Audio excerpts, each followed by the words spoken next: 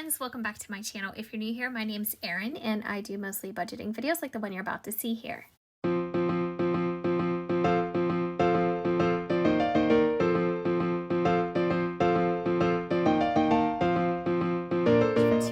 Spending some time with me. I just wanted to mention that I'm also doing Vlogmas, but as promised, Vlogmas is not going to interrupt or have anything to do with my regular budgeting schedule or content plans.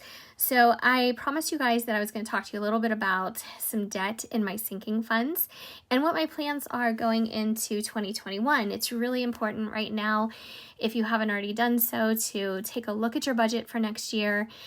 See where you're at with things, see where you're at with your savings, your income, what you have in debt, and just kind of start to take stock of what's what. I think that is the best way to go about approaching a new year or even a new month.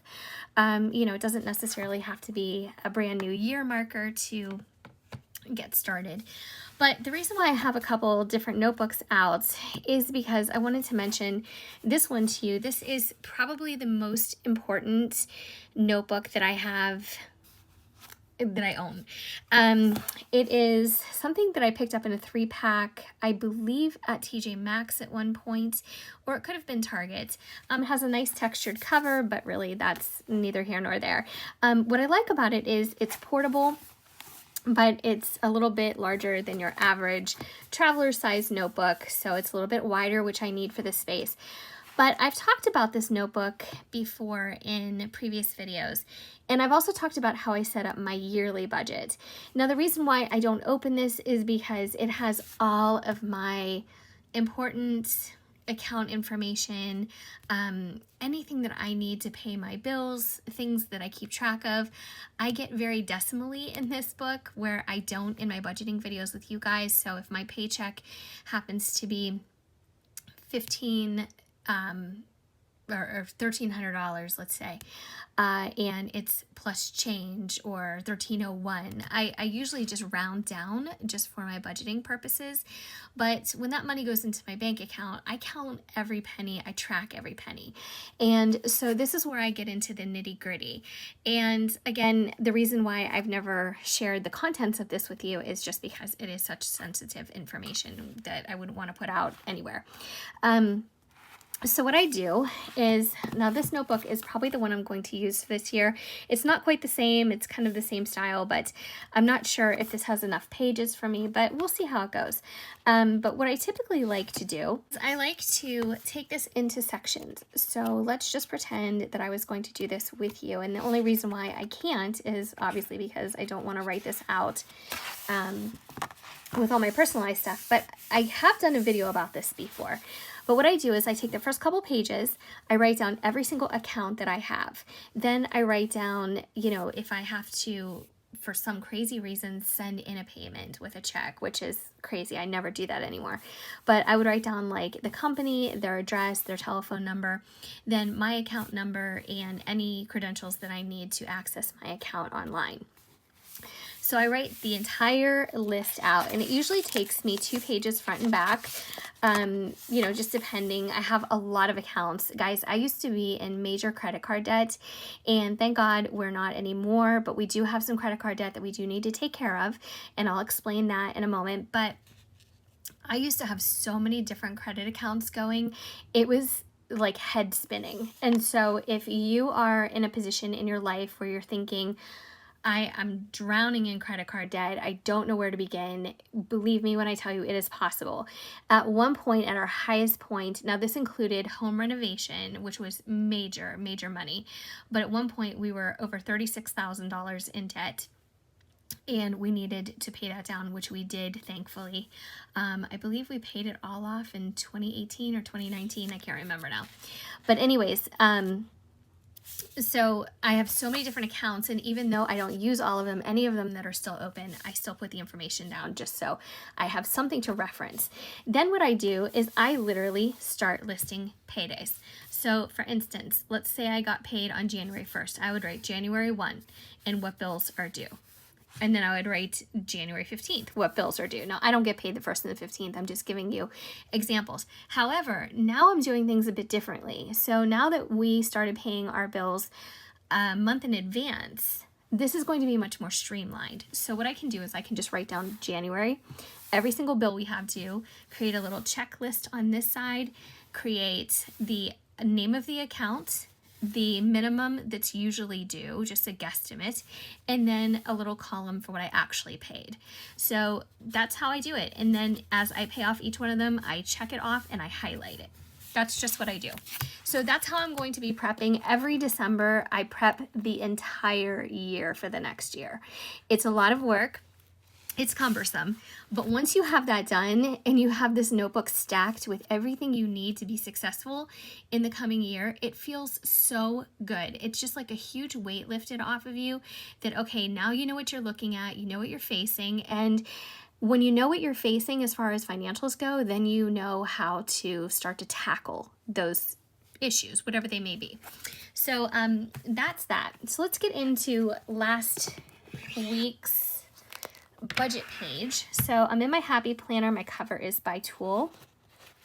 This is the last spread that I did in here, and I know that because I added a little festive touch of some red. So here is what we brought in as far as income this week. And some of you guys did mention, so my husband and I are both home with COVID, and we're probably on the tail end of it, hopefully. And thank you so much for all your prayers, and God willing, we just continue to get better, you know, and my mom, and just, it's just been really stressful more than anything. But some of you mentioned, you know, that he should look into the CARES Act pay to see if his work would pay for it. No one at his work mentioned anything. So he did inquire, and he was able to file for that with his HR office. So hopefully he will get a paycheck this week, but I don't know that for sure. So we shall see. But anyway, I have my December bills here that are already taken care of. So I started paying those yesterday. I always start them like on the last day of the month or the first of the current month that I need to pay, and I pay everything. So even things that I might have to guesstimate a little bit, sometimes I pay a little bit more. It just could be like a couple dollars here and there, but it always equals to about $2,800 per month. So those are our expenses, including our mortgage. So our variable expenses are listed here, and usually I have this labeled as cash envelopes, but since we're quarantined, and actually I am allowed out of the house today, so that's very exciting. I was allowed out of the house yesterday. But anyways, so since we have been quarantined, I haven't been using cash, obviously, because we haven't been able to go anywhere to spend cash. So we've been doing everything digitally, but what I did is I set up my variable expenses in the exact same way I would had I been putting cash into envelopes. I just used it electronically, the money. So down here is the sinking funds area, and I want to give you guys an update because it's been a while since I updated, and I also want to let you know what I did with this money. So this money is meant to be saved. It's also meant to be spent. So it's up to the discretion of the person who is holding, you know, you're holding your own sinking funds, and you know what the best way to spend them is, or the best way to save them, or what your future plans should be. So I just want to put that as a little disclaimer first, because I'm definitely not trying to be perfect or say that I'm just going to save until we have $1 million in the bank. That's unrealistic. I mean, we have had so many rocky patches with our jobs, and we're just doing the best that we can. So we are blessed to have a fully funded emergency fund. But if you guys have been with me for a while, you know that my husband lost his job completely after being laid off for almost a year, and back and forth. It was just so tumultuous. And you guys know that I got a $400 a month pay cut. I had to pay more in my insurance. So it has been so difficult. When he was on unemployment, we took all that extra CARES Act money that came with this unemployment, and we just started stashing it into our emergency fund. We were so scared that, you know, I would lose my job next, or he wouldn't find another job. And even though he has found full-time employment, he's not a permanent employee yet. So his hours vary, his pay varies. He's not up to the cap at what he should be once he becomes permanent. Being off the past 2 weeks, hopefully the CARES Act money is going to kick in and he'll get a paycheck, but I will keep you guys posted. So in our emergency fund, we have $18,000. And I know that sounds like a lot. At least it sounds like a lot to me. But this is kind of equivalent, not kind of, it is equivalent to 6 months worth of my salary when I used to get paid like right around $1,500 a pay or $3,000 a month. So I wanted to have 6 months because, guys, I'm not joking when I thought I would either be laid off indefinitely or I would be at great risk for losing my job. Thank God, you know, that hasn't happened, but it is what it is. So we have some extra money. I just, the past 2 months we had some interest. I don't have that added in here. This isn't like a progress video for my sinking funds. This is just a general overview to let you guys know what some decisions have been made. So in our dog fund, I have talked about this. We have zero. I had taken that down originally to like $120, and then I just moved it in there, and it kind of got used in some kind of way because our dogs have had a couple recent visits to the vet. I've talked about that. And as you guys know, as pet owners, you know, vet visits, I can't say that, vet visits are or can be very pricey, but they are our fur babies, so we do what we have to do for them. All right, Christmas, I am also down to zero. I had moved that money into my checking account because I wanted to do Christmas shopping. And before I got sick, I was able to get a few gifts here and there. I had some very specific items on my list that I was, you know, out and about, and I picked up like at Target, and I ordered a couple things on Amazon and QVC. But the rest of my Christmas shopping is most likely going to be done online. So I will be using the rest of that money. Probably at the end of this month, like the very end of December, is when I hope to start stacking this fund again. So I want to make sure that I don't let a lot of time lapse, because the earlier I start, the better off I'll be, you know, this time next year. So our savings. This is kind of taking the biggest hit, and I will explain why. We are down to $2,000. At one point, we were like around $2,500. Then I moved our tax money in there because we are going to owe taxes. I hope it's going to be close to a wash this year with deductions, and because of unemployment. Well, that might, no, I take that back. That's going to add to it.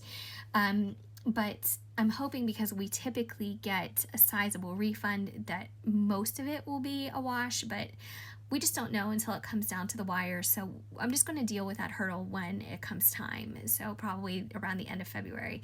We usually get our taxes done. We usually get an appointment pretty early, so we usually are in there around the 3rd to 4th week of February. So we'll see. But the reason why this has gone down from $5,000 down to $2,000 is because I had, and I'm sorry I'm so breathy, I'm still getting over being sick, obviously, as I keep saying, but I had originally planned on using the grace period or the no interest period for our new mattress, and also the home improvements that we did at around the house. My husband did all the labor himself, but we had to buy materials. Oh, he didn't do all the labor. We had some new carpet put in on our hallway and steps. Much needed. Come to find out, I purposely avoided Berber carpeting because I didn't want the dog's nails to get caught in it. This is like the plushest, nicest carpet we've ever had, and their nails still get caught in it. So it's pulling up these little loops, and it just pains me to see that. But anyways, so we got new carpets. He bought all the supplies to drywall our basement, tile to finish the basement. He did all new flooring in our upstairs. So anyways, it became very expensive. It just kept adding up and adding up and adding up. Now, portions of that were purchased at different times. So our Home Depot balance as of today is $23.33.92. Now, let me say, I've already made a couple payments on this. No, first what I did is I paid off our mattress. So our mattress was very expensive. We bought it at a mattress store. It's the same kind we had before. We had our other one for 11 years, and that may sound like a lifetime to some of you or not that long to others, but it was definitely time to replace it. So we got the exact same kind. So that was paid off, and that was over $2,000. Now, they gave us 4 years to pay that with no interest. But when I did my video and I was talking about these things and talking about debt, because I didn't want to rack up more debt, even though I had, you know, years to pay it off with no penalty. Somebody had made a comment on my channel, hey, why don't you think about starting 2021 fresh, pay off what you can, and don't drag your debt with you, basically. Not in those so many words, but, and I thought about it and I thought, I can do it. Why don't I just get rid of that? And then the money that we're earning, anything extra eventually, when we get back on track again, I can just start putting into savings again. And so I thought that was a really good piece of advice, because even though, yeah, we had 4 years to pay this off at like $40 a month or whatever the heck it was, why do I want to carry that around with me for 4 years if I can help it? So recently, I made a payment of $950+ to Home Depot out of my savings. So that's why this is where I'm at currently. Okay, so this is current. I paid it because they said that money was one of our first purchases we made with them, and even though they were interest free, they were staggered interest free. So we purchased like the flooring and some drywall, and it became, you know, one price, and they said, okay, you have you know, X amount of months to pay this. Then we added more purchases and then new promotions with new interest payment dates. So the first one that was expiring was January 2021. And they said we owed almost $1,000 if we wanted to avoid interest for that purchase. So I thought, yeah, I want to avoid interest. So I immediately took it from savings. So that's why now I'm down $3,000, $1,000 for Home Depot and $2,000 for the mattress. Brings me down to $2,000. So I made that payment and I checked my account like 2 days later, and it still gave me that warning. If I want to pay off before interest accrues, I have to do so by January whatever 2021. Well, here I didn't scroll down far enough. There was like these boxes to check if you wanted your payment applied to any promotion, and I didn't do that. So I decided to call Home Depot, the finance services, whatever that number was. I explained the thing, and they said that they were sorry, but they weren't able to reallocate. The payment was already made. It was put toward like the overall, you know, overall amount owed, and there was nothing that they could do to reverse that. So I was like, you've got to be kidding me. I did all that and made that huge chunk, and I'm still at risk for all that interest. So what I'm going to have to do is I'm going to have to apply. I'm going to put down, this is how much we owe now. So 23, 33, 92. And I need to pay $954.10 by, I'm going to put 1/1/21. That way I don't run into, oh, we're so sorry, it posted a day late, or whatever other kind of nonsense that can happen. So I'm going to be taking this amount, $954, or probably just an even $1,000, and I'm going to put it toward this, and I'm going to take it from savings. So that's going to bring me down to $1,000 in savings. Now, are we still okay? We are. I know that I get a lot of feedback from you guys in different directions about, you know, different ways to do things, and, you know, any debt is bad debt. And I mean, I agree with you. Nobody wants to be in debt, but this is definitely just real life. And, you know, given all the, I don't know, the hurdles, or, you know, the kind of rocky road and stuff that we've been going on financially and with work situations, I just think we're still doing okay.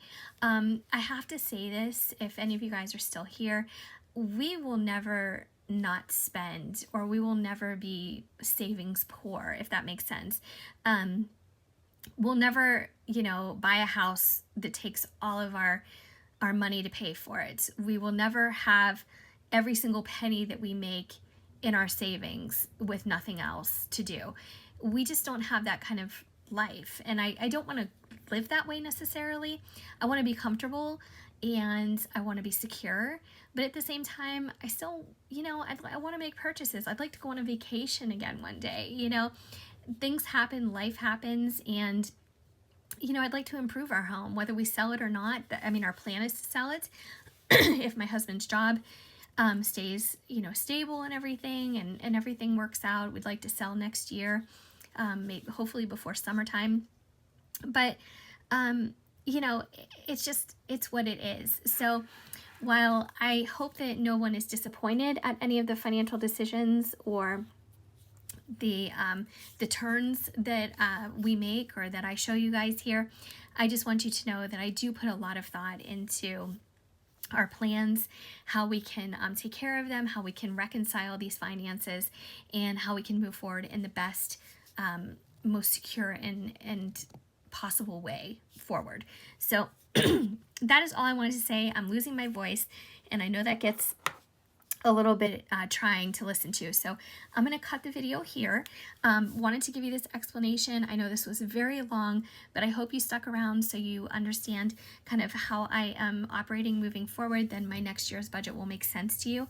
I'm going to do a 2021 budget forecast. Hopefully you guys enjoy that.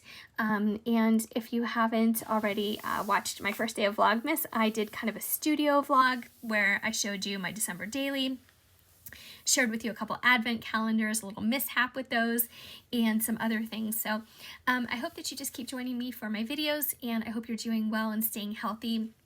And of course, I hope to see you on my next video. Take care.